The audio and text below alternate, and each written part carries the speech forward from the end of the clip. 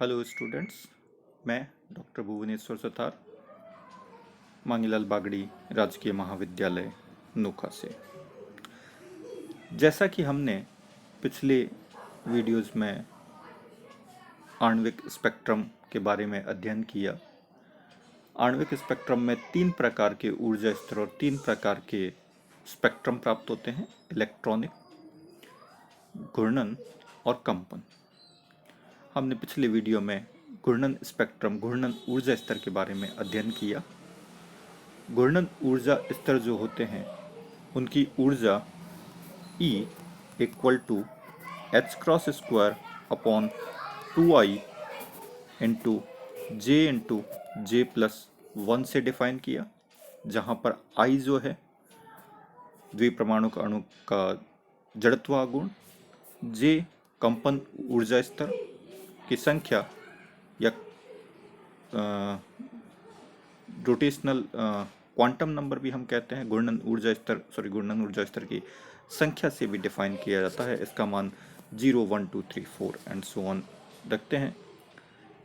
किसी ऊर्जा स्तर J से J प्लस 1 में अगर संक्रमण होता है तो यह ऊर्जा का अवशोषण करता है और अवशोषित फोटोन की जो ऊर्जा है डेल्टा E, उसको हम E J plus 1 minus EJ से कैलकुलेट कर सकते हैं। और इसका जो मान हमने ज्ञात किया था वह मान delta E equal to H cross square upon I into J plus 1 के तुल्य आया। इसके तुल्य आवृत्ति का मान h न्यू से डिवाइड कर दिया तो ये H cross square upon 2 pi I J plus 1 के तुल्य आता है। और यहाँ पे हमने ये h क्रॉस नहीं हट जाएगा, h आएगा केवल। h का हमने डिवाइड कर दिया तो इस फॉर्म में हमने वैल्यूज फाइंड आउट कर ली। इसके बाद में हमने एक कांस्टेंट और डिफाइन किया था b, जिसको हमने h अपॉन 4 पाई I के तुल्य माना था। तो b का जो मान है घूर्णन नियतांक, उसको हमने h cross upon 4 pi I की फॉर्म में माना था।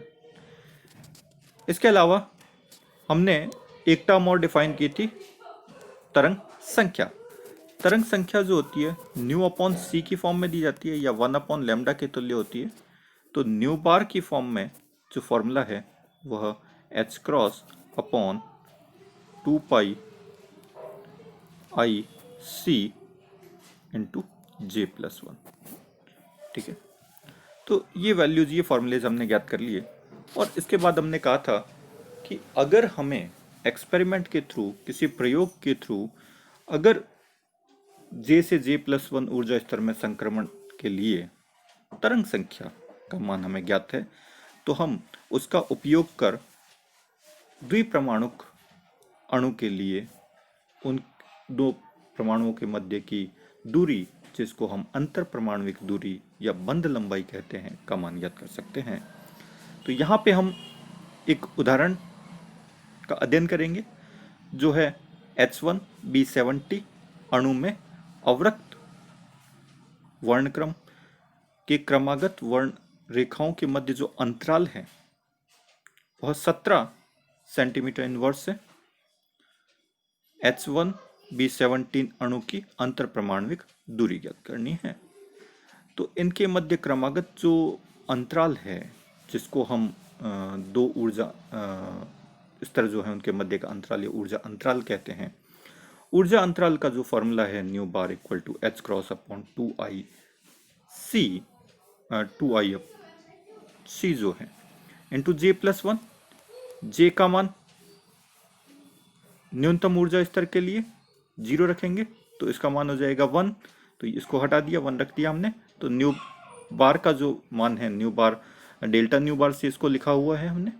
क्रमागत जो वर्ण क्रम की रेखाएं हैं उनके मध्य का जो अंतराल है वह हमने एच क्रॉस, यानी क्रमागत रेखाओं के मध्य अंतराल, तो हमने यह देखा इससे पहले जो हमने एक उदाहरण देखा था, जो टॉपिक हमने डिस्कस किया था, उसमें विभिन्न ऊर्जा स्तरों के मध्य संक्रमण से जो वर्णक्रम रेखाएं मिल रही थी वह 2b, 4b, 6b, 8b और 10b के तुल्य थी। और b का जो मान है, इन दोनों का जो डिफरेंस है वह 2b के तुल्य होगा, और 2b का मान जो है वह h क्रॉस अपॉन 2 पाई आई के तुल्य होता है। न्यू बार की फॉर्म में इसका है तो c से और डिवाइड कर देंगे तो हमारे पास ये वैल्यूज आ गई।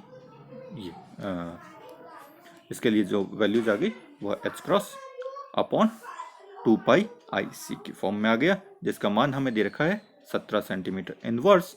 मीटर में करें तो 1700 मीटर इनवर्स। h क्रॉस जो है प्लांक नियतांक और 2 पाई का अनुपात होता है।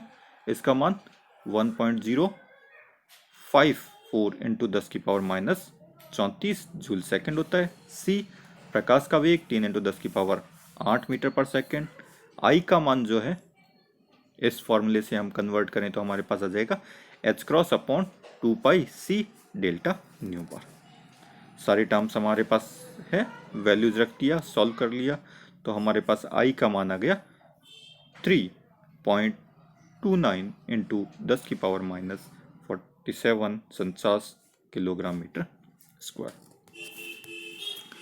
तो अणु जो द्विपरमाणुक अणु है उसमें एक हाइड्रोजन एटम है, एक बोरॉन B70।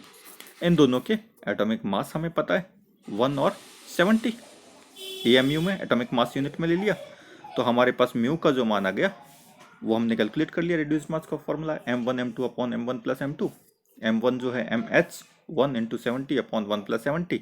सॉल्व कर लिया तो हमारे पास आ गया 70 upon 71 AMU atomic mass unit में। इसको बाद में हम कन्वर्ट कर देंगे। r जो है अंतर परमाणविक दूरी, उसका जो फॉर्मूला होता है I equal to mu R square. r का मान हो जाएगा I अपॉन म्यू का स्क्वायर रूट। ये हमने यहाँ पे यूज कर लिया। I का मान जो हमने कैलकुलेट करा था वो रख दिया।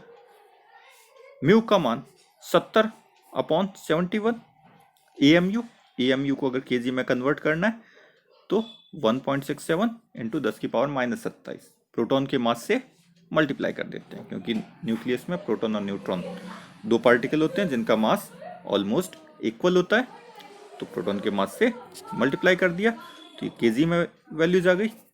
केजी में ये वैल्यूज यूज कर ली और आई की वैल्यू हमने केजी मीटर स्क्वायर में यूज कर लिया तो हमारे पास मीटर स्क्वायर में वैल्यूज आ जाएगा। उसका स्क्वायर रूट लेके हमारे पास में बॉन्ड लेंथ, बंध लंबाई या अंतर परमाणविक दूरी आ गई, जिसका मान हमने फाइंड आउट कर लिया 1.41 एंगस्ट्रॉम।